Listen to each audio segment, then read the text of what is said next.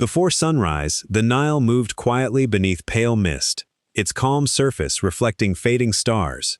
Along the riverbanks, villages slowly stirred, while distant palms stood motionless against the brightening sky. Egypt seemed eternal, its temples, monuments, and pyramids resting beside waters that had sustained generations. Yet the river did not end there. It continued south, flowing into landscapes where another civilization quietly flourished, leaving behind cities, temples, royal tombs, and traditions remembered by surprisingly few people today, despite centuries of remarkable achievement, resilience, prosperity, and enduring influence across northeastern Africa for countless generations, before fading from common memory almost entirely. Why has this kingdom remained so unfamiliar outside specialist circles? Ancient travelers recorded prosperous lands beyond Egypt, while inscriptions, temples, and burial grounds hinted at organized rulers along the Upper Nile. Modern archaeology has gradually uncovered further evidence, revealing planned settlements, rich cemeteries, impressive architecture, and thriving trade routes.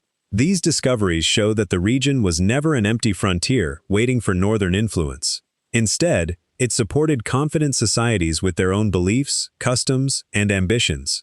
Each excavation quietly challenges older assumptions, reminding historians that forgotten history often survives beneath layers of sand until patient investigation brings landscapes into light.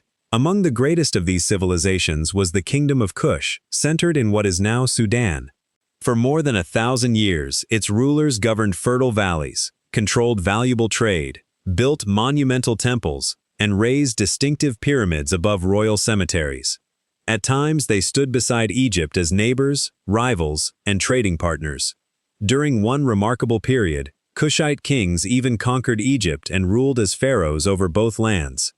Yet later histories often celebrated the northern kingdom while giving far less attention to the civilization that had once reshaped the Nile Valley itself. Legacy patiently awaited rediscovery beneath desert sands. Understanding Kush requires looking beyond famous monuments and asking how historical memory is formed. Written records survive unevenly, monuments weather differently, and archaeological research depends upon where excavations have taken place. Because Egypt attracted generations of explorers, museums, and scholars, its story became widely known. Meanwhile, many Kushite sites remained isolated, buried, or only partially studied. Recent discoveries continue changing that picture, revealing vibrant cities, sophisticated craftsmanship, international connections, and remarkable political achievements. Rather than diminishing Egypt, these findings expand the ancient world, showing that greatness often existed beyond the boundaries drawn by familiar textbooks, waiting quietly for renewed recognition.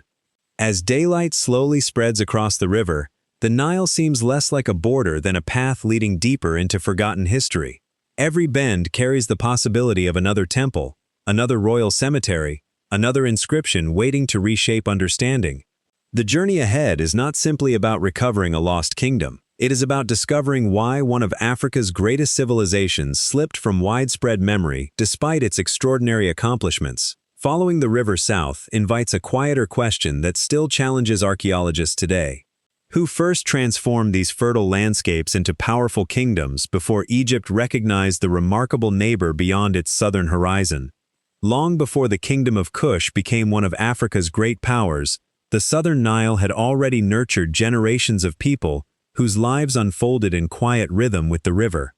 Seasonal floods spread fertile soil across narrow fields, where farmers cultivated wheat, barley, and millet, while herders guided cattle across nearby grasslands. Fishing boats drifted through calm waters, and small villages grew beside natural harbors where families built homes from mud brick and reeds. To later civilizations, these communities might have appeared ordinary, yet archaeology reveals they formed the foundations of a remarkably enduring cultural landscape that flourished centuries before history recorded the names of powerful kings. For many years, historians viewed ancient Nubia mainly through Egyptian records, where the lands to the south often appeared as distant frontiers, rich in valuable resources. Modern archaeology presents a far more balanced picture. Excavations across present-day Sudan have uncovered villages, cemeteries, storage pits, workshops, and finely crafted pottery, dating back thousands of years. Distinctive burial customs, artistic traditions, and settlement patterns demonstrate that Nubian communities developed according to their own cultural paths rather than simply copying their northern neighbors. These discoveries remind us that written history often reflects only one perspective, while the ground beneath our feet quietly preserves many others. The southern Nile also became part of an expanding network that connected distant regions long before formal empires emerged. Traders traveled along the river carrying gold gathered from nearby deserts, elephant ivory, ebony wood, incense, animal skins, and beautifully crafted ornaments.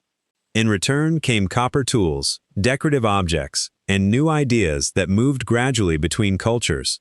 Rather than existing at the edge of civilization, Nubia occupied an important crossroads, linking Central Africa with Egypt and lands beyond.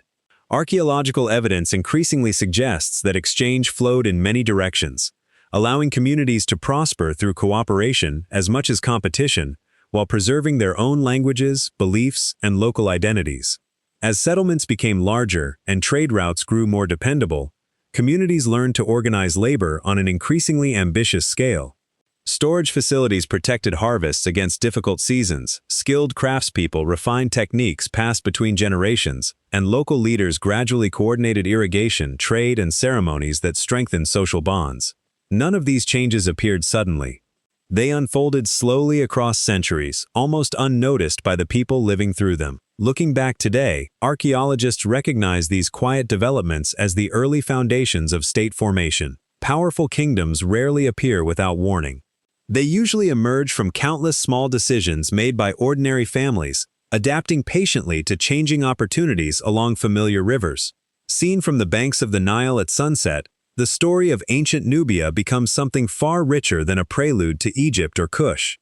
It is the story of communities whose achievements prepared the ground for one of Africa's greatest civilizations while remaining largely forgotten outside the archaeological record. Every excavated village, carefully shaped pot, and weathered burial offers another reminder that remarkable histories often begin long before famous rulers enter the stage. As prosperity continued to grow beside the southern Nile, a quiet transformation was already underway. What forces would eventually unite these thriving communities into the powerful Kingdom of Kush that would one day challenge Egypt itself? As the Nile continues its long journey through northern Sudan, the landscape begins to reveal traces of a city that once stood among the greatest centers of the ancient world. Today, only weathered ruins rise above the desert, softened by thousands of years of wind and sun. Yet beneath these quiet remains lies the story of Kerma, a city that flourished more than 4,000 years ago. Long before the Kingdom of Kush reached its greatest power, Kerma had already become the heart of an organized civilization whose influence extended across much of the Upper Nile. Although its name rarely appears beside Egypt's most celebrated cities, archaeology now reveals that it deserves a place among the earliest great kingdoms of Africa. The first explorers who visited Kerma struggled to understand what they had found. Massive mud brick buildings, broad defensive walls, and impressive royal cemeteries suggested remarkable wealth and authority. Because Egypt dominated historical study for so many generations, many scholars initially assumed these monuments must have been built under Egyptian direction or by settlers from the north. The idea seemed reasonable at the time, yet the evidence gradually began telling another story. Careful excavation uncovered distinctive pottery unlike anything produced in Egypt, unique architectural styles, and religious traditions rooted firmly in local culture. Rather than standing in Egypt's shadow, Kerma had developed along its own path, guided by leaders who answered to no foreign kingdom. One of Kerma's most remarkable monuments still dominates the archaeological site today. Known simply as the Western Dafufa, this enormous mud brick structure rises unexpectedly from the surrounding plain, its thick walls surviving long after wooden roofs and decorated chambers disappeared. Historians continue debating every aspect of its purpose, but most agree it served an important ceremonial role within the city. Nearby, excavations have uncovered neighborhoods, workshops, storage buildings, and temples, revealing a carefully planned urban landscape that supported thousands of people. Together, these discoveries demonstrate that Kerma possessed the political organization and engineering ability expected of a mature kingdom, challenging older assumptions about the development of complex societies in ancient Africa. Beyond the city itself stretches one of the largest royal cemeteries ever discovered in the Nile Valley.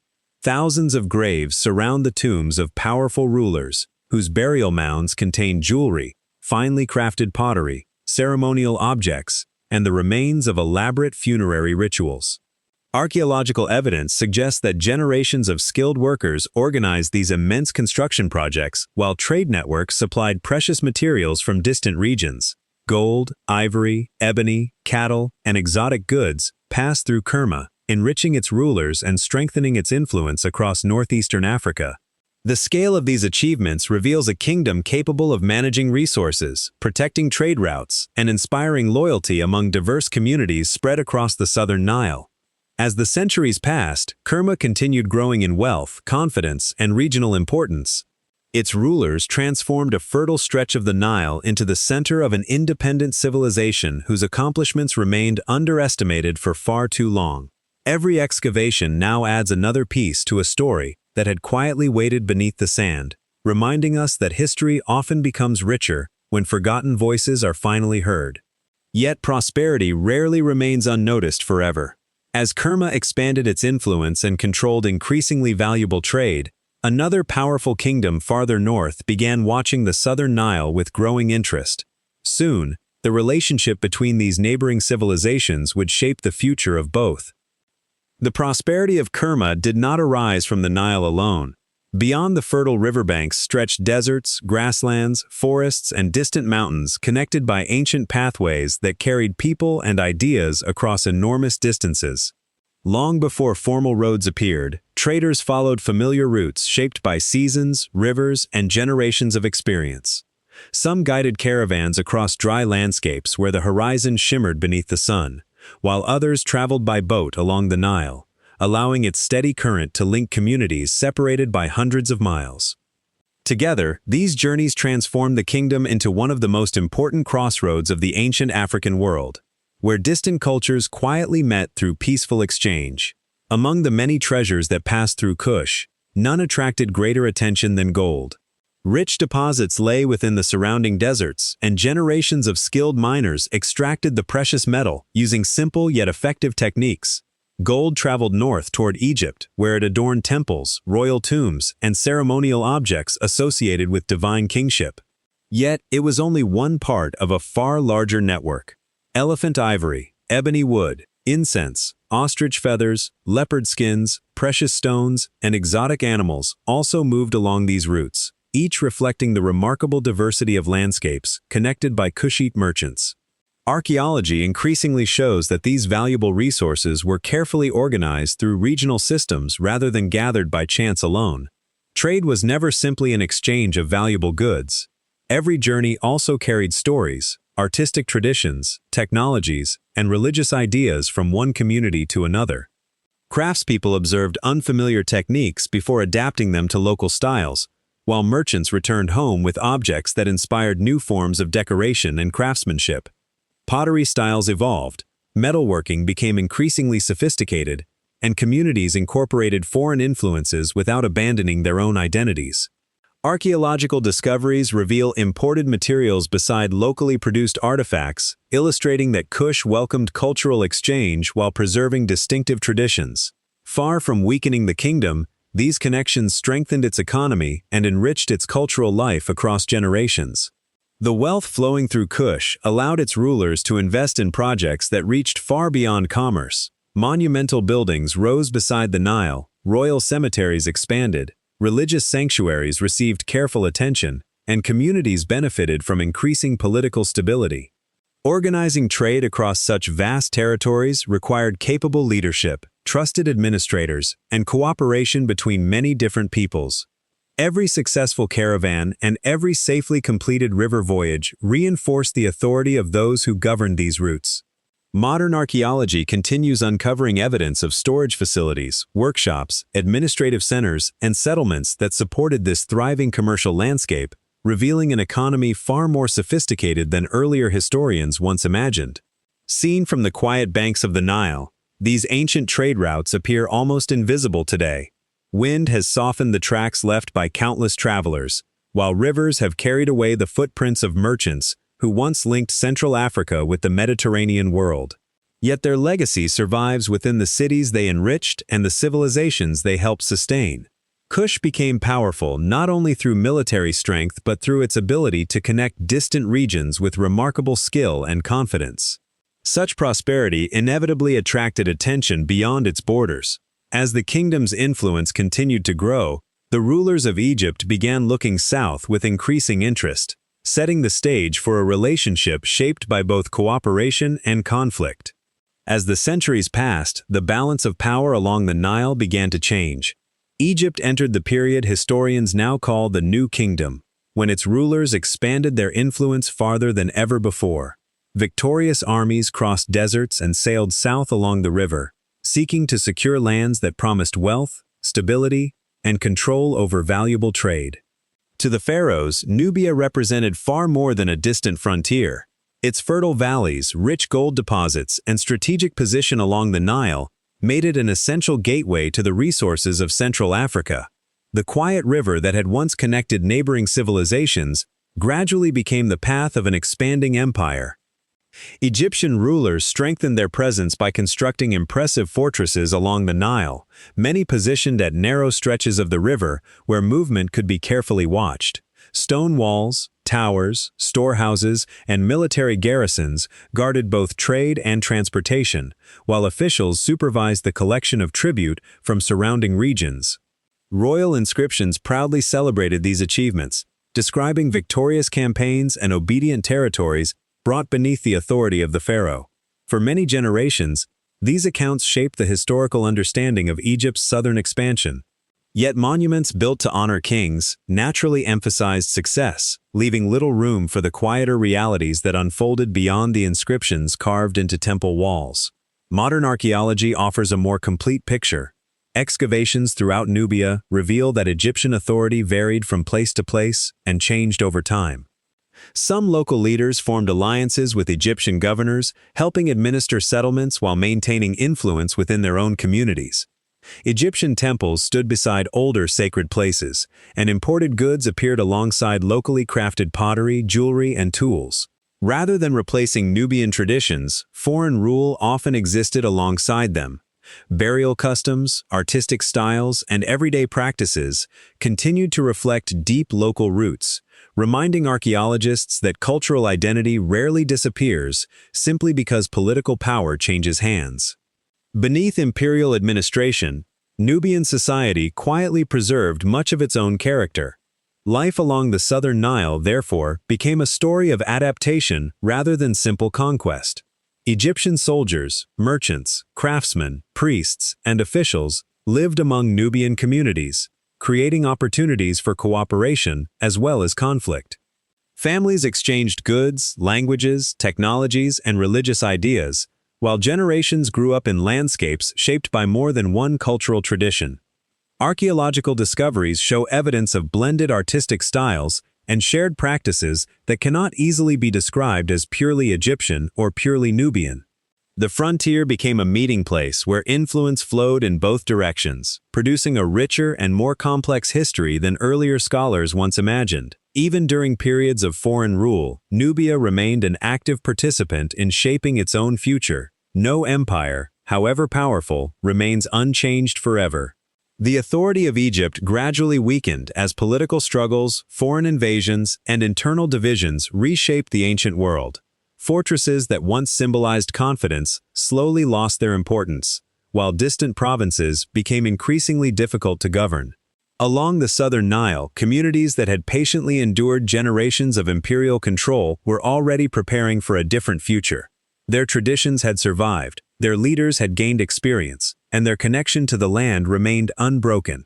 As Egypt's influence faded, an extraordinary opportunity quietly emerged. From these resilient foundations, a renewed kingdom would soon rise and begin writing one of the most remarkable chapters in African history. Empires often appear permanent while they are at the height of their power. Yet the flow of history, like the Nile itself, is always changing. As Egypt entered periods of political uncertainty, its authority over distant territories slowly weakened. Garrisons became less secure, provincial officials lost influence, and the southern frontier grew increasingly difficult to control. For the people of Nubia, this gradual decline did not simply mark the end of foreign rule. It offered an opportunity to rebuild traditions that had quietly endured beneath centuries of imperial administration. Rather than emerging from nothing, a familiar civilization began strengthening foundations that had never completely disappeared. Far to the south, beneath the towering sandstone cliffs of Jebel Barkal, a new royal center gradually took shape. Rising above the surrounding plain, the mountain had long been regarded as a sacred place, its distinctive pinnacle resembling the royal cobra that symbolized divine authority. Nearby stood the city of Napata, where kings established palaces, temples, and ceremonial spaces that reflected both continuity and renewal. Archaeological excavations reveal carefully planned buildings, monumental inscriptions, and expanding religious complexes that demonstrate growing political confidence. Instead of rejecting everything associated with Egypt, Kushite rulers adapted selected traditions while preserving beliefs deeply rooted in their own homeland and history. Religion became one of the strongest expressions of this cultural resilience. The great temple dedicated to the god Amun at Jebel Barkal grew into one of the kingdom's most important sacred centers. Although Amun had long been worshipped in Egypt, the people of Kush embraced the deity in ways that reflected their own traditions and understanding of kingship. Local rituals, artistic styles, and royal ceremonies developed distinctive characteristics that separated Kush from its northern neighbor. Archaeological evidence shows continuity rather than imitation. The kingdom drew strength from shared religious ideas while expressing them through its own identity, reminding historians that cultural exchange rarely erases the uniqueness of either civilization. As royal authority expanded, so did the kingdom's influence across the Nile Valley. Trade routes revived, agricultural communities prospered, and skilled artisans produced elegant pottery, jewelry, sculptures, and ceremonial objects that displayed increasing confidence in local craftsmanship. Regional leaders united under stronger central authority, allowing the kingdom to coordinate labor, protect commerce, and construct monuments worthy of an ambitious state. Modern archaeology increasingly portrays this period not as a sudden rebirth, but as the natural outcome of generations of cultural endurance. Beneath changing political circumstances, the foundations of Kush had remained remarkably stable, waiting patiently for the moment when independence could once again flourish. Standing beneath the cliffs of Jebel Barkal today, it is easy to understand why ancient rulers believed this landscape carried extraordinary meaning.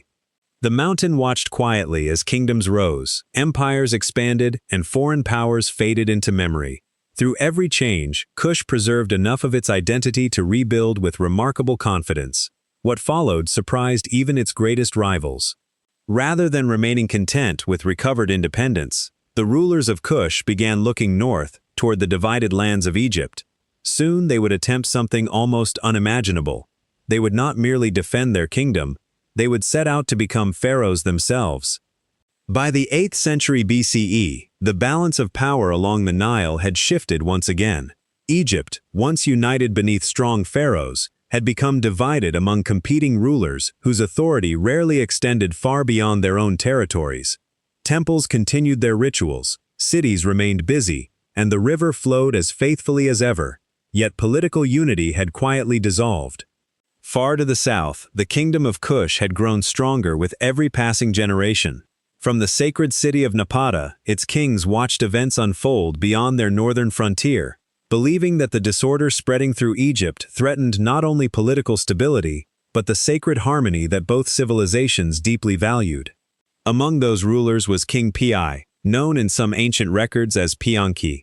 His campaign northward would become one of the most remarkable episodes in African history. Rather than presenting himself simply as a conqueror seeking wealth or territory, Pi described his mission in religious terms. The victory inscription carved upon a monumental stone, now known as the Victory Stela, portrays him as a ruler chosen to restore proper worship and rightful order in a land weakened by internal rivalry. Modern historians recognize that this inscription reflects Pi's own perspective and royal purpose. While it offers invaluable evidence, it also served as political propaganda, reminding us that every ancient ruler carefully shaped the story of his own achievements. The campaign itself unfolded with remarkable success. City after city acknowledged Pi's authority, while rival Egyptian rulers surrendered or pledged loyalty after negotiations and military demonstrations. Archaeological evidence, together with surviving inscriptions, confirms that Kushite influence spread across much of the Nile Valley, although the precise details of individual battles remain incomplete. Rather than destroying Egypt's institutions, PA preserved many existing traditions, respected important temples, and honored the ancient gods revered by both kingdoms. His actions reflected an ambition greater than conquest alone. He sought legitimacy through continuity, presenting himself not as a foreign invader, but as the rightful guardian of a civilization whose sacred traditions deserved renewal rather than replacement. With PI's victories, the rulers of Kush established what historians now call Egypt's 25th dynasty. For the first time, kings from the southern kingdom governed both Kush and Egypt beneath a single royal authority. This achievement transformed the political landscape of northeastern Africa and demonstrated the extraordinary strength that Kush had developed after centuries of patient resilience. Temples received generous patronage, religious ceremonies flourished, and monumental building projects continued across the United Kingdoms. Archaeology reveals a period in which Kushite rulers embraced Egypt's ancient heritage while remaining deeply connected to their own homeland around Napata, creating a unique chapter in the long history of the Nile. As evening settles across the river, the achievement of PA seems almost impossible to imagine. The kingdom once regarded as Egypt's distant southern neighbor had become the ruler of the civilization that inspired much of the ancient world. Yet despite governing as pharaohs, restoring temples, and leaving monuments across the Nile Valley, these Kushite kings remain unfamiliar to many people today. Their remarkable reign raises a quiet and enduring question. If the rulers of Kush once wore the double crown of Egypt, why has history allowed the memory of the Black Pharaohs to fade so deeply from popular understanding? P's victories marked the beginning of a remarkable dynasty whose influence reached far beyond the battlefield. His successors inherited not only a united kingdom stretching from central Sudan into Egypt, but also the responsibility of governing lands shaped by centuries of shared history. Among them were Shabaka, Shabitku, Taharka, and Tanutamani, rulers remembered today as the Black Pharaohs. Each sought to strengthen the kingdom through careful leadership, religious devotion, and respect for traditions that had long connected the peoples of the Nile. Rather than introducing an entirely new order, they presented themselves as guardians of ancient customs, believing that stability could be restored by honoring the past while guiding the future with wisdom and restraint. One of their greatest achievements was the renewal of Egypt's sacred landscape. Temples that had fallen into neglect were repaired and expanded, priesthoods regained royal support, and ceremonies honoring the ancient gods once again became central to public life. Archaeological evidence from Karnak, Jebel Barkal, and other important religious centers shows extensive building activity during the 25th dynasty. Shabaka is associated with preserving older religious traditions, while Taharka commissioned impressive monuments whose remains still stand today. These projects reflected genuine devotion as well as political purpose, for restoring sacred places strengthened both royal authority and the belief that the pharaoh ruled with divine approval. Through architecture and ritual, the Kushite kings sought to unite a diverse kingdom beneath shared spiritual ideals. Yet the Black Pharaohs ruled during a period of growing international tension. Beyond Egypt's borders, the expanding Assyrian Empire was transforming the political landscape of the ancient Near East. Powerful armies advanced across neighboring kingdoms, and conflict eventually reached the Nile Valley itself. Historical records from Assyria describe military campaigns against Egypt, while archaeological evidence reveals destruction, rebuilding, and shifting centers of power. Although Taharka and later Tanutamani resisted determined invasions, the Kushite rulers ultimately withdrew southward as Assyrian influence reshaped northern Egypt. Even in retreat, however, they preserved the royal traditions of Kush, ensuring that their kingdom survived despite losing control of Egypt. Their story reminds us that the end of an empire rarely means the end of a civilization. Over the centuries that followed, historical memory gradually narrowed its focus. Egypt's monumental temples remained visible to travelers from many lands, while the cities of Kush lay farther beyond familiar routes. Ancient Greek and Roman writers paid greater attention to Egypt, and later generations of scholars often continued that emphasis.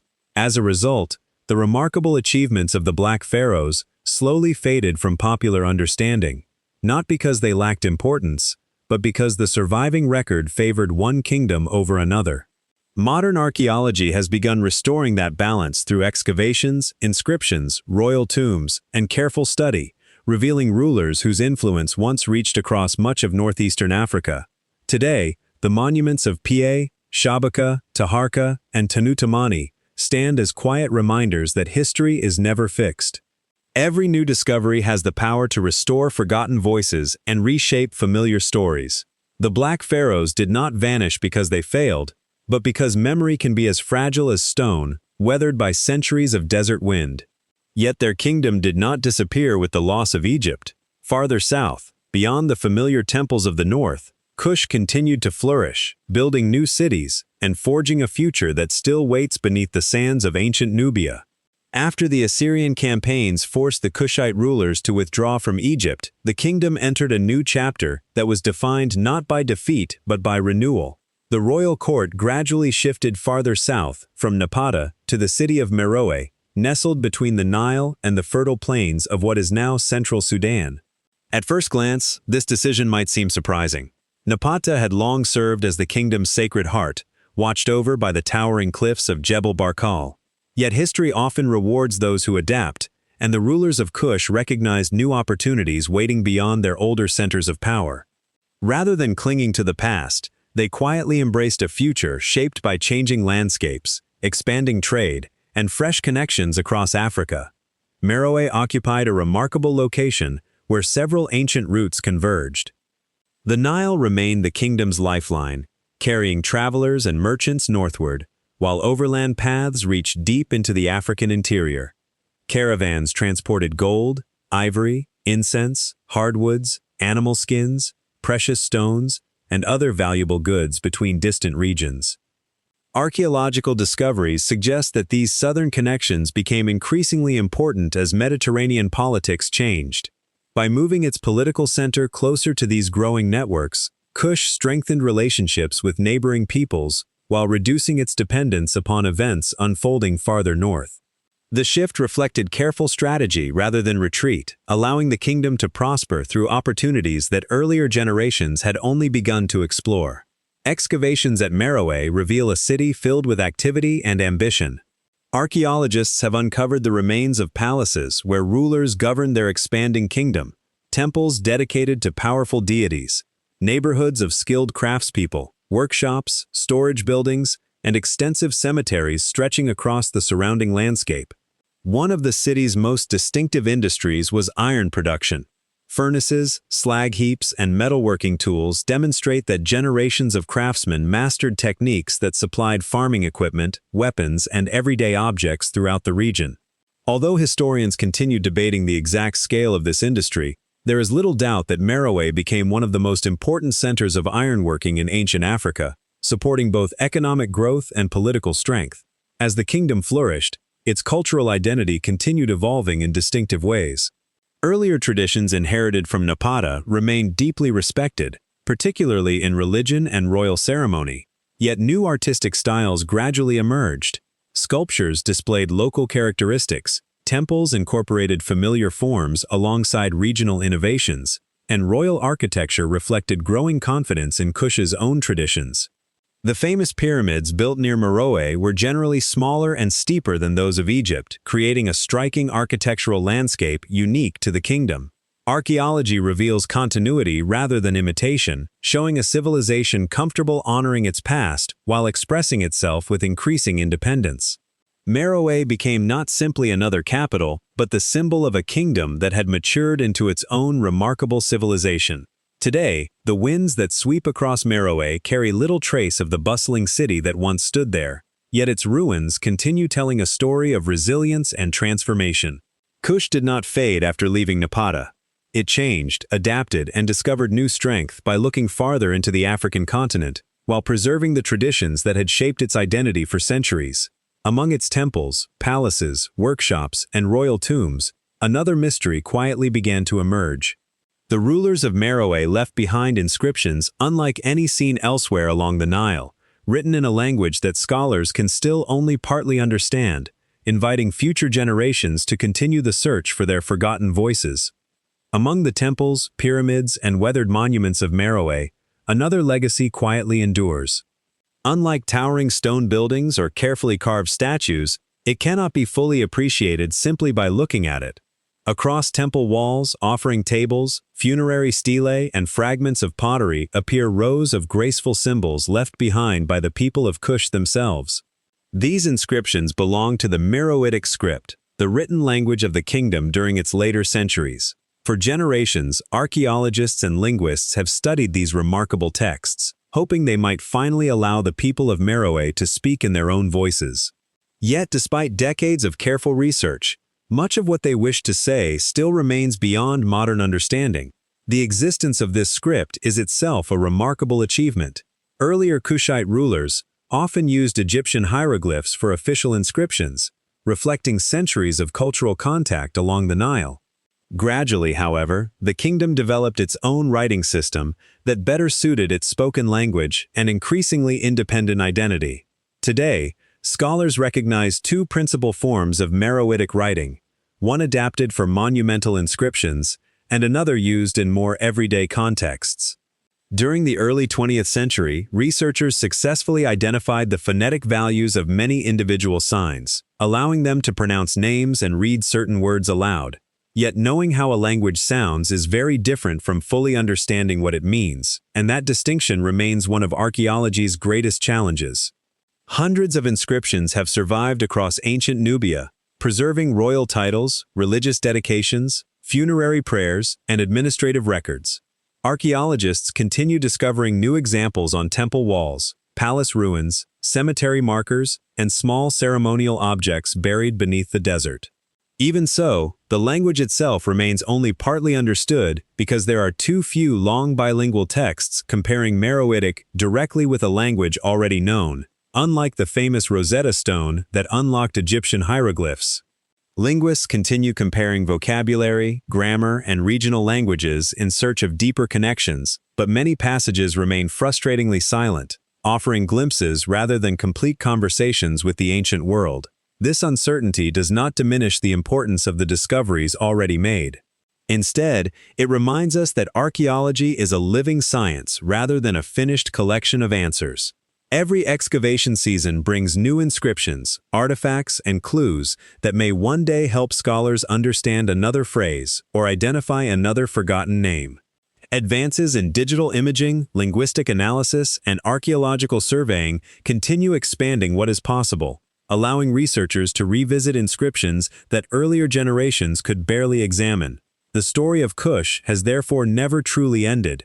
It continues to unfold with every careful brushstroke that clears away another layer of sand, and with every patient scholar willing to spend years studying a single line of ancient writing. As night settles gently across the ruins of Meroë, the carved symbols remain where their creators placed them nearly 2,000 years ago. They have outlived kingdoms, empires, and countless generations, waiting with extraordinary patience for someone to fully understand their message. Perhaps they preserve the voices of kings, the prayers of priests, or the memories of ordinary families whose lives have otherwise disappeared from history. For now, much of their story remains hidden, and if the people of Meroë still have secrets they cannot yet tell us, what other forgotten chapters of Nubia's past continue resting quietly beneath the desert, waiting for archaeology to uncover them? As Meroë flourished, the kingdom revealed another remarkable quality that set it apart from many of the great civilizations surrounding it. In Egypt, powerful queens occasionally rose beside famous pharaohs, while in Rome, women from imperial families often influenced politics behind palace walls. In Kush, however, royal women could stand openly at the center of authority. Known by the title Candace, sometimes written by Greek and Roman authors as Candace, these queens occupied positions of genuine political, religious, and military importance. Their lives remind us that the ancient world was far more diverse than simple historical narratives often suggest, and that different societies imagined leadership in very different ways. Archaeological discoveries across Sudan have steadily transformed our understanding of these remarkable rulers. Royal reliefs carved into temple walls portray queens making offerings to the gods with the same dignity granted to kings. Statues depict women wearing royal regalia, while inscriptions preserve names once nearly forgotten beneath centuries of drifting sand. Monumental pyramids built for royal women stand beside those of male rulers, reflecting status that was visible not only in ceremony but also in death. Historians continue debating whether every Kandaki ruled independently or sometimes shared authority with kings, yet the surviving evidence leaves little doubt that royal women exercised influence far beyond symbolic or ceremonial roles. Among these queens, none is remembered more vividly than Amenarrenas. She ruled during the closing years of the 1st century BCE, when the Roman Empire had absorbed Egypt and extended its authority to the southern frontier of the Nile. Ancient Roman writers describe her as courageous and determined, while archaeological discoveries within Kush reveal a kingdom fully capable of organizing armies, maintaining diplomacy, and defending its independence. Although some details remain uncertain, historians broadly agree that Amenarrenas played a leading role in resisting Roman expansion. Her story survives through both written accounts and the monuments left behind by her own civilization, allowing modern scholars to compare different perspectives and reconstruct one of ancient Africa's most remarkable chapters. The prominence of queens within Kush reflected more than individual achievement. It formed part of a broader political tradition in which royal authority could pass through complex family relationships, allowing women to safeguard continuity during times of uncertainty. Religious life also strengthened their position, as queens participated in ceremonies that reinforced both spiritual and political legitimacy. Archaeologists continue uncovering temples, burial sites, ceremonial objects, and inscriptions that demonstrate the central place women occupied within the kingdom's governing structure. Rather than copying neighboring civilizations, Kush developed its own understanding of leadership, blending inherited customs with institutions that reflected the kingdom's distinctive identity. In doing so, it created a model of royal power unlike any other in the ancient Nile Valley. Today, the pyramids of these queens still rise above the desert, their weathered stones preserving memories that history almost allowed to fade. They remind us that greatness has never belonged to kings alone, and that many of humanity's most extraordinary leaders have remained hidden simply because later generations chose to tell different stories. Yet Amenarrenas and the other Kandakes ruled during a time when an even greater challenge approached from the north. As Rome tightened its grip upon Egypt, two powerful civilizations prepared to meet along the Nile. What happened when the expanding Roman Empire finally reached the southern frontier guarded by the queens of Kush? In 30 BCE, the ancient world changed once again. Following the defeat of Cleopatra and Mark Antony, Egypt became a province of the expanding Roman Empire. The familiar kingdoms of the Nile now faced a new power whose influence stretched across the Mediterranean and deep into Europe, Western Asia, and North Africa. To Roman officials, Egypt represented both a vital source of grain and a strategic gateway to the south. Beyond that frontier, however, lay the independent Kingdom of Kush, whose rulers had no intention of surrendering the freedom they had preserved through centuries of changing empires. Along the quiet waters of the Nile, two confident civilizations gradually approached a meeting that neither could entirely avoid. Ancient Roman writers, particularly the geographer Strabo, described the conflict that followed. According to these accounts, Kushite forces crossed into Roman-controlled territory, attacking frontier settlements and carrying away statues that symbolized imperial authority. Roman armies responded by advancing south, capturing towns and striking at important religious centers.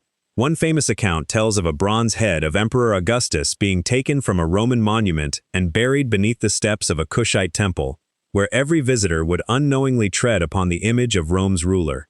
Archaeologists later uncovered this remarkable artifact at Meroë, providing a rare moment when written history and physical evidence unexpectedly meet beneath the desert sands. Many details of the campaign remain uncertain, reminding historians to distinguish between surviving Roman narratives and the broader archaeological record. Roman authors naturally emphasized imperial victories, while Kush left comparatively few written descriptions of the conflict. Excavated temples, damaged fortifications, inscriptions, and settlement evidence reveal that both kingdoms experienced moments of success and hardship. Rather than confirming a simple story of conquest, archaeology suggests a more balanced picture in which military action alternated with negotiation and careful diplomacy. Neither civilization proved unstoppable, and neither succeeded in permanently dominating the other. Along the southern frontier of Roman Egypt, resilience often mattered more than overwhelming force. At the center of this remarkable chapter stood Queen Amenarrenas, whose leadership became one of the defining moments of Kushite history.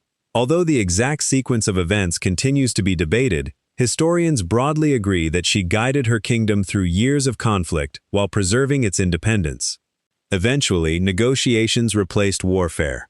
Around the end of the 1st century BCE, Kush and Rome reached a peace agreement that allowed the southern kingdom to retain its autonomy while removing certain burdens previously imposed upon frontier communities. The settlement endured for generations, creating a stable border that benefited both sides. Far from becoming another conquered province, Kush remained an independent regional power, capable of commanding the respect of one of history's greatest empires. As silence gradually returned to the Nile, merchants once again traveled between north and south, temples resumed their ceremonies, and life continued within the cities of Kush. The kingdom had demonstrated that diplomacy could achieve what prolonged warfare often could not. Even Rome recognized the value of peaceful coexistence with its southern neighbor. Yet history has remembered this encounter far less clearly than many other struggles between ancient empires. The victories, negotiations, and resilience of Kush slowly faded from popular memory, leaving another quiet mystery behind. How could a kingdom strong enough to stand beside Rome eventually become one of the ancient world's most forgotten civilizations? For many centuries, Meroë stood as the heart of a confident and prosperous kingdom. Its rulers governed from elegant palaces, merchants crossed distant trade routes, ironworkers filled workshops with the glow of furnaces, and temples welcomed generations of worshippers. Nothing in the city's long history suggested that its influence would simply disappear. Yet by the 4th century CE, the political power of Kush had gradually faded. Unlike the sudden destruction of cities buried beneath volcanic ash, or swept away by floods, the end of this kingdom unfolded so quietly that historians still debate exactly how it happened. The silence surrounding its decline has become one of the greatest historical mysteries along the Nile. Earlier generations often searched for a single dramatic explanation. Some believed that foreign invasion alone had brought the kingdom to an end, while others suggested environmental disaster or economic collapse. Modern archaeology paints a more careful and far more interesting picture. Excavations reveal that many settlements continued to be occupied even as royal authority weakened. Workshops remained active in some places, while others slowly declined over several generations. Cemeteries, pottery styles, and building activity changed gradually rather than disappearing overnight. These discoveries suggest that the kingdom experienced a long period of transformation instead of one decisive moment of collapse. History, it seems, is often shaped by slow change rather than sudden catastrophe. Trade appears to have played an important role in this changing world. For centuries, Kush had prospered by connecting Central Africa with Egypt and lands beyond. As political conditions shifted across northeastern Africa and the Mediterranean, commercial networks also evolved. New routes gained importance, while older ones became less reliable. Archaeological evidence indicates changes in imported goods and patterns of exchange, suggesting that Meroë no longer occupied the same strategic position it once enjoyed. At the same time, environmental studies point toward periods of changing rainfall and pressure upon local resources, although scholars continue discussing how significant these changes may have been. None of these factors alone fully explains the kingdom's decline, yet together they reveal a landscape gradually becoming more difficult to govern. Another important question concerns the neighboring kingdom of Aksum, which emerged as a powerful state in the Ethiopian highlands during the same period. An inscription left by King Izana of Aksum describes military campaigns in regions once influenced by Kush, leading some historians to argue that conflict contributed to Meroë's final political decline. Others caution that the archaeological evidence does not support the idea of a single devastating conquest. Instead, they suggest that Aksum expanded into a region already experiencing political fragmentation. This careful distinction reminds us that written records, valuable though they are, rarely tell the entire story. Archaeology encourages historians to compare inscriptions with settlement evidence, material culture, and environmental data before reaching broader conclusions about the past. Standing among the quiet ruins of Meroë today, there is little sign of a kingdom ending in sudden disaster. The temples weathered slowly beneath the sun, workshops gradually fell silent, and generations continued living upon the land long after royal power had diminished. Kush did not simply vanish. It transformed until later observers no longer recognized the civilization that had once ruled the southern Nile. Perhaps this gentle fading explains why its story remained hidden for so long. Yet although the kingdom's political authority declined, its cities did not entirely disappear. Beneath drifting sands, the lives of ordinary people still waited patiently for archaeology to uncover them, preserving another chapter of this remarkable civilization. Beneath drifting sands, history often remembers kingdoms through the names of powerful rulers, the victories they claimed, and the monuments they left behind. Yet the true life of Kush unfolded far beyond its palaces and temples. It existed in the narrow streets of Meroë, inside modest homes built from mud brick, beside busy workshops where craftsmen shaped clay and metal, and along fields where farmers watched the annual rise of the Nile with quiet hope. For every king whose name survives on a monument, thousands of ordinary people lived lives that were never written down. Today, archaeology has become their voice, patiently recovering stories that royal inscriptions rarely considered worthy of recording.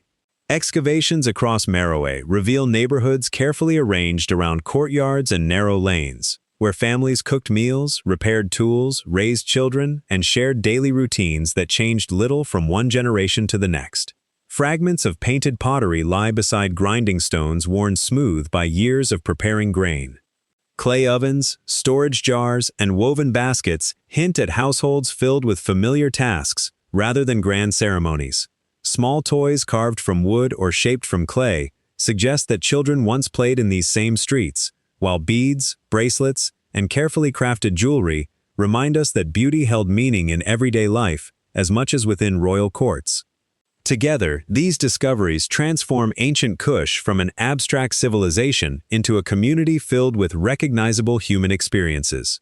Beyond the homes stood the workshops that sustained the kingdom's prosperity. Archaeologists have uncovered pottery kilns blackened by countless firings, iron furnaces surrounded by layers of slag, and tools left behind by generations of skilled artisans. Blacksmiths shaped farming implements and weapons, potters fired elegant vessels for kitchens and temples alike, and jewelers worked with gold, copper, and precious stones carried along ancient trade routes. Nearby, market areas likely echoed with conversations between merchants, farmers, travelers, and priests exchanging goods gathered from many different landscapes. Although their voices have long since disappeared, the objects they created continue revealing the rhythm of a thriving city whose wealth depended upon ordinary labor as much as royal authority.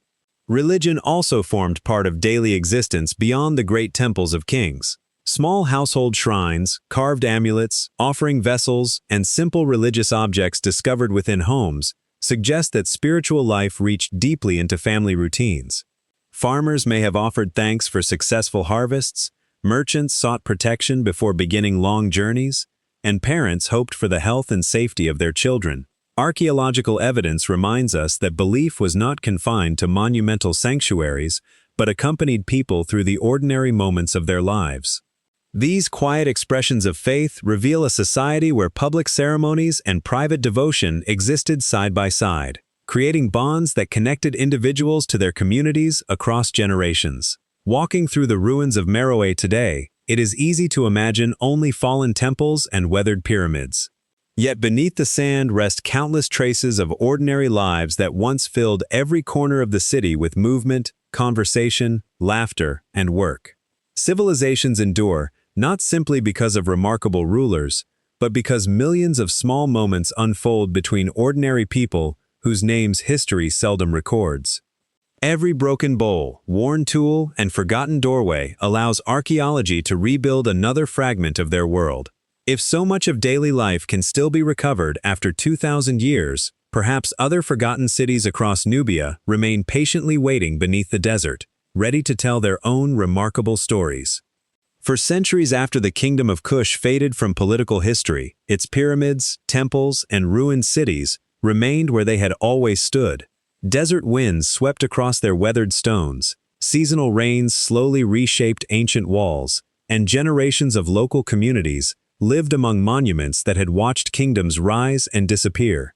Travelers occasionally recorded these remarkable places, yet much of the wider world paid little attention. While Egypt attracted explorers, artists, and scholars from across Europe, the great archaeological landscapes farther south remained comparatively overlooked. The forgotten kingdom had never truly vanished. Instead, it waited with remarkable patience for people willing to look beyond the familiar boundaries of ancient history. During the 19th century, explorers gradually began documenting the monuments of Nubia with growing curiosity. They sketched pyramids rising above the desert, copied inscriptions carved into temple walls, and described ruined cities whose scale surprised many readers. Their work preserved valuable observations, but it also reflected the attitudes of the time.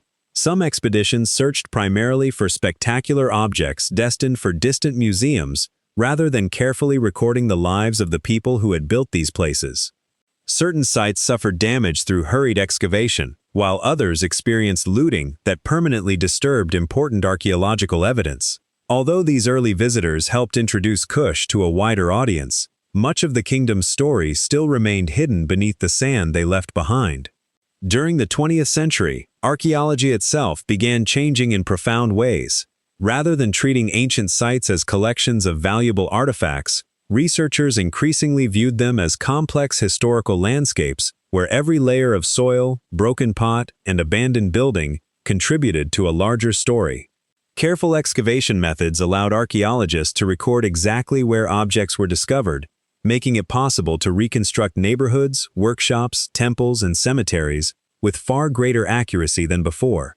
Radiocarbon dating provided more reliable chronologies, while studies of animal bones, plant remains, and ancient pollen revealed details about agriculture, climate, and everyday life that earlier generations could scarcely imagine. The rediscovery of Kush became not a search for treasure, but a search for understanding. Today's archaeologists continue expanding that understanding through technologies that earlier explorers could never have imagined. Satellite imagery reveals buried structures invisible from the ground, while aerial photography traces forgotten roads and settlement patterns hidden beneath the desert surface. Ground surveys identify ancient fields, cemeteries, and industrial areas long concealed by drifting sand. Specialists from many disciplines now work together, combining archaeology with geology, linguistics, environmental science, chemistry, and digital mapping to build an increasingly detailed picture of the kingdom. Every excavation season brings fresh discoveries that refine, challenge, or strengthen previous interpretations, reminding us that history is constantly rewritten as new evidence quietly emerges from the earth. Standing among the pyramids of Meroë today, it becomes clear that the rediscovery of Kush is far from complete. Every ruined temple, every unexplored mound, and every inscription still waiting beneath the sand holds the possibility of revealing another forgotten chapter. Archaeology has restored countless pieces of the kingdom's remarkable past, yet many questions remain unanswered. Perhaps the greatest mystery is no longer what happened to Kush, but why such an extraordinary civilization remained absent from so many histories for so long. As new discoveries continued to reshape scholarly understanding, an increasingly uncomfortable question began to emerge. Why had one of Africa's greatest kingdoms been allowed to fade so deeply from the world's memory? The rediscovery of Kush raises a question that reaches beyond archaeology itself. How could a kingdom that ruled Egypt, built cities, raised pyramids, developed its own writing system, and resisted the Roman Empire remain unfamiliar to so many people today? The answer is not found beneath a single monument or inside one forgotten inscription. Instead, it lies in the way history has been collected, preserved, and interpreted across many generations. Every civilization leaves behind only fragments of its story, and the pieces that survive are not always distributed equally. Sometimes one voice is recorded more clearly than another, while equally remarkable histories wait much longer to be heard. For centuries, much of what scholars knew about Nubia came through Egyptian records. Pharaohs described military campaigns, trade expeditions, diplomatic relationships, and religious ceremonies from their own perspective. These documents remain invaluable sources, yet they naturally reflect Egyptian priorities rather than Kushite ones. When historians relied too heavily upon those records alone, Nubia often appeared mainly as Egypt's southern frontier instead of an independent civilization with its own political ambitions and cultural traditions. This was not necessarily the result of deliberate neglect, but rather a consequence of the evidence that happened to be most widely available at the time. As archaeology expanded, that balance gradually began to change. Historical interpretation was also influenced by the period in which many early studies were conducted. During the 19th and early 20th centuries, European scholars often worked within assumptions that underestimated the achievements of African civilizations. Monumental architecture, complex government, and artistic innovation were frequently explained through outside influence rather than local development. As additional excavations uncovered cities, temples, royal tombs, inscriptions, workshops, and carefully planned settlements throughout Sudan, these earlier ideas became increasingly difficult to support. Archaeological evidence demonstrated that Kush possessed political independence, distinctive artistic traditions, and extensive regional influence long before many previous interpretations had acknowledged. Rather than confirming older narratives, each new discovery encouraged historians to ask more balanced and thoughtful questions about the ancient world. Today, the story of Kush continues to grow richer through international cooperation and careful scientific research. Archaeologists, historians, linguists, conservators, and Sudanese heritage specialists work together to document sites, preserve monuments, and share new discoveries with audiences around the world. Museums increasingly present Kush as one of Africa's great civilizations rather than as a footnote to Egyptian history, while new excavations continue revealing temples, settlements, cemeteries, and inscriptions that deepen our understanding. This gradual transformation reminds us that history is never fixed. It evolves whenever fresh evidence emerges, inviting scholars to refine earlier conclusions rather than simply repeat familiar ideas inherited from the past. Perhaps that is one of archaeology's greatest gifts. It does more than recover ancient objects. It restores forgotten voices, broadens human memory, and reminds us that remarkable civilizations have flourished in places long overlooked. The Kingdom of Kush did not become greater because modern scholars rediscovered it. Its achievements had always been there, waiting patiently beneath the desert sky. What changed was our willingness to see them more clearly. Yet even today, countless ruins remain unexplored across Sudan, hidden beneath drifting sand and silent valleys. If each excavation continues revealing another lost chapter of Kush, what extraordinary discoveries might still be waiting beneath the endless deserts of Nubia? As evening settles gently across the Nile once more, the landscape appears much as it did at the beginning of our journey. The river continues its patient course through quiet valleys, reflecting the last light of the setting sun. Desert winds move softly among distant pyramids, while the silhouettes of ancient temples fade into the growing twilight. To a passing traveler, these scenes might seem timeless, unchanged across countless generations. Yet we now know that beneath this peaceful horizon rests the memory of a civilization whose story nearly disappeared from the pages of history. What once seemed like an empty frontier has become a place filled with voices, achievements, and lives that deserve to be remembered once again. The Kingdom of Kush was never simply an extension of another civilization. For more than 1,000 years, it followed its own path, shaped by the landscapes of Nubia and the people who called them home. Its rulers built cities that flourished through trade and craftsmanship. Its merchants connected distant regions across northeastern Africa. Skilled artisans transformed iron, gold, clay, and stone into objects of remarkable beauty and practical purpose. Farmers depended upon the rhythm of the Nile, while priests carried ancient traditions through temples that welcomed generations of worshippers.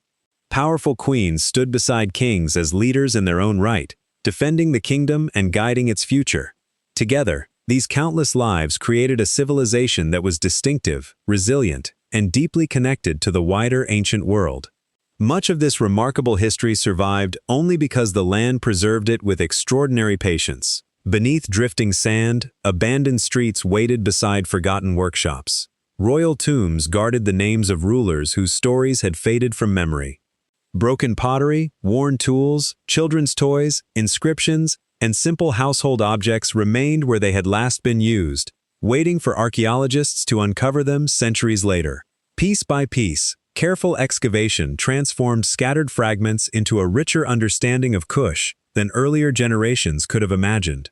Every discovery demonstrated that history is rarely complete. It continues to grow whenever new evidence emerges from the earth, inviting us to see familiar stories through a broader and more balanced perspective. The rediscovery of Kush also reminds us that memory itself can be fragile.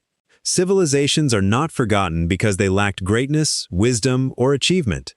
More often, they fade because only part of their story survives, while other voices remain buried beneath changing landscapes or hidden within languages that no longer have living speakers. The task of archaeology is not simply to recover ancient objects. It is to restore connections between people separated by thousands of years, allowing forgotten communities to become part of humanity's shared history once again. In doing so, it quietly corrects the silences that time has left behind. Looking across the Nile now, it is impossible to see these shores in quite the same way. Every ruined wall, every weathered pyramid, and every stretch of quiet desert carries echoes of lives that helped shape one of Africa's greatest civilizations.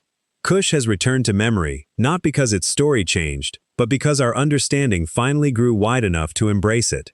The journey beside the Nile may now be drawing to a close, yet it leaves us with one enduring realization. History extends far beyond the boundaries of familiar names, and countless remarkable civilizations still wait beyond the edges of what we think we know, patiently inviting us to continue the search. Night settles gently across the Nile Valley once again. One by one, the last colors of sunset disappear beyond the western horizon, until only the quiet silver of moonlight remains upon the river. Above, countless stars stretch from one edge of the sky to the other, shining over deserts, distant hills, and the silent silhouettes of ancient pyramids. The Nile continues its timeless journey toward the Mediterranean, flowing with the same steady rhythm that nourished the first communities of Kush thousands of years ago. Along its banks, reeds sway softly in the evening breeze, while the desert patiently carries another thin layer of sand across forgotten temples, abandoned streets, and weathered stone. The landscape appears peaceful, almost unchanged, yet beneath its silence rests an extraordinary history that has only begun to return to memory. Throughout this journey, we have followed that hidden history from its earliest beginnings. We watched communities grow beside the river long before the rise of famous empires. We walked through the thriving city of Kerma, witnessed the emergence of powerful kingdoms, and followed the people of Kush as they traded across continents, ruled Egypt, and defended their independence against Rome.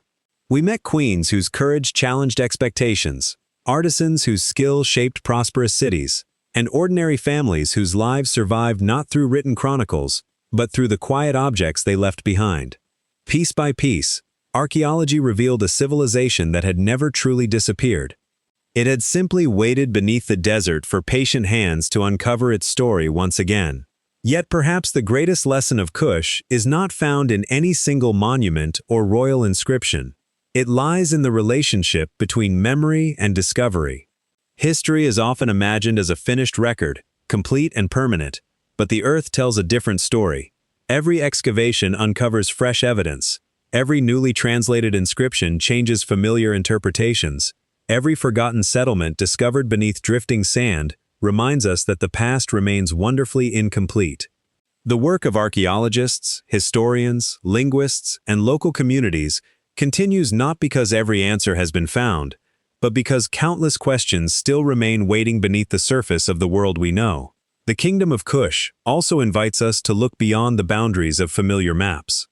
Across deserts, forests, mountains, and river valleys, many civilizations flourished whose stories survive only in fragments. Some left towering monuments, while others remain hidden beneath layers of earth, their names still unknown. Future discoveries may reveal cities that have never appeared in history books, forgotten trade routes that connected distant peoples, or languages that have waited centuries to be heard again. The search for humanity's past is not approaching its end. With every generation, new tools and new ideas allow us to see landscapes differently, reminding us that the greatest discoveries are often those we have not yet imagined.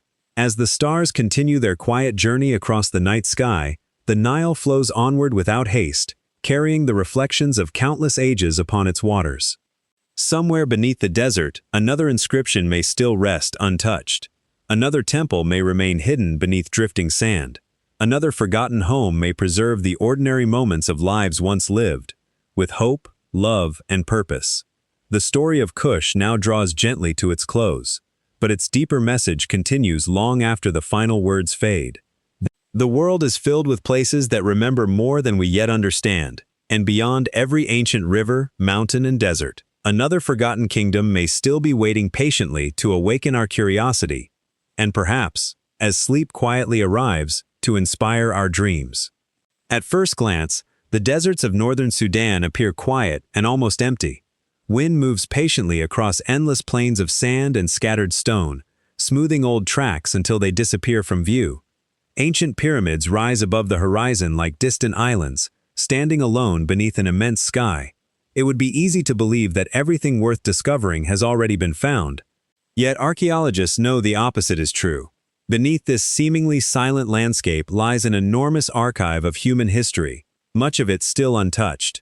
Every year, new discoveries remind us that the Kingdom of Kush continues to reveal only a small part of its remarkable story. Modern technology has transformed the search for these forgotten places. Long before archaeologists lift a single layer of soil, satellites orbiting hundreds of kilometers above the Earth can detect subtle patterns hidden across the desert surface. Slight variations in color, elevation, and vegetation sometimes reveal the outlines of buried buildings, ancient roads, defensive walls, and abandoned settlements. Aerial photography and remote sensing allow researchers to map landscapes that would have required years of exploration on foot. In many cases, these invisible traces become the first clues leading archaeologists towards cities and cemeteries that vanished from memory centuries ago beneath drifting sands. Once excavations begin, the desert often proves far richer than anyone expected. A single season of careful work may uncover fragments of painted pottery, stone foundations, iron workshops, household tools, or the remains of long-forgotten temples. Burials reveal changing traditions across generations, while inscriptions add new names to the growing record of Kushite rulers and communities. Even ordinary discoveries can transform historical understanding. A broken cooking vessel may reveal trade connections through the clay from which it was made. Charcoal preserved inside an ancient furnace can be dated, refining the chronology of an entire settlement. Seeds, animal bones, and pollen grains quietly preserve evidence of farming practices, diets, and environmental conditions that shaped everyday life. Each object, however modest, becomes another sentence in a history still being written. Yet, archaeology rarely delivers complete certainty. Every answer tends to introduce fresh questions. Newly discovered buildings raise debates about their purpose. Inscriptions preserve names whose relationships remain unknown. Temples hint at ceremonies that written records never describe in full. Scholars continue investigating how Kush organized its government, how its economy adapted to changing trade routes, how its religion evolved across centuries, and how its people interacted with neighboring civilizations. Even the undeciphered Meroitic language still guards countless secrets, reminding researchers that many voices from the past remain only partly understood. The deeper archaeologists explore, the more clearly they recognize how much remains beyond present knowledge. Perhaps that is what makes the Kingdom of Kush so endlessly fascinating. Unlike many familiar chapters of ancient history, its story has not yet reached a final page. Beneath the deserts of Nubia, forgotten cities, hidden cemeteries, abandoned workshops, and silent temples still wait beneath layers of sand laid down over thousands of years. Each excavation has the potential to reshape ideas that once seemed certain. We are not simply studying a lost civilization, we are watching its history slowly return to light. And among all the mysteries that still remain, one question feels especially powerful. Beyond the monuments and artifacts, can we ever truly hear the voices of the people who once called Kush home? Throughout this journey, the Kingdom of Kush has spoken to us through pyramids, temples, workshops, royal tombs, and the countless objects left behind by ordinary families. Stone and pottery have revealed how people built their cities, traded across distant lands, honored their gods, and shaped one of Africa's great civilizations. Yet among all these discoveries, one barrier still remains. Across monuments, stelae, temple walls, pottery, and burial chambers, Thousands of words survive in the Meroitic script. We can see the symbols clearly. We can pronounce many of the sounds they represent. But the full meaning of much of what was written continues to rest just beyond our reach, like voices carried across a great distance by the desert wind. The Meroitic writing system emerged during the later centuries of the Kingdom of Kush and became the principal script of its rulers and officials. Today, scholars understand its alphabet well enough to read many names and identify recurring titles, places, and royal formulas. They can recognize familiar patterns within inscriptions and distinguish between the cursive form used for everyday writing and the monumental characters carved into stone. This achievement represents decades of careful scholarship. Even so, reading individual words is not the same as understanding an entire language. Without a bilingual inscription, comparable to Egypt's Rosetta Stone, many passages remain impossible to interpret with complete confidence. Around the world, linguists, epigraphers, archaeologists, and historians continue working together to deepen that understanding. They compare inscriptions discovered at different sites, examine recurring phrases within royal monuments, and study connections with neighboring African languages that may preserve distant echoes of ancient speech. Every newly excavated inscription offers another opportunity to identify grammatical patterns or previously unknown vocabulary. Advances in digital imaging allow weathered carvings to be recorded with extraordinary precision, revealing faint details invisible to the human eye. Computer analysis also helps researchers compare thousands of symbols more efficiently than ever before. Progress often arrives slowly, sometimes through discoveries that appear almost insignificant. Yet history has shown that great breakthroughs frequently begin with small observations patiently assembled over many years.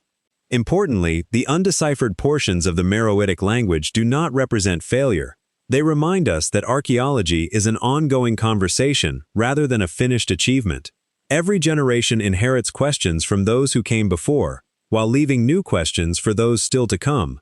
What survives from Kush is already extraordinary, but countless stories remain hidden inside inscriptions that no one can yet fully understand. They may contain royal decrees, prayers offered within quiet temples, family histories, legal agreements, poems, or memories of events that never appeared in foreign records.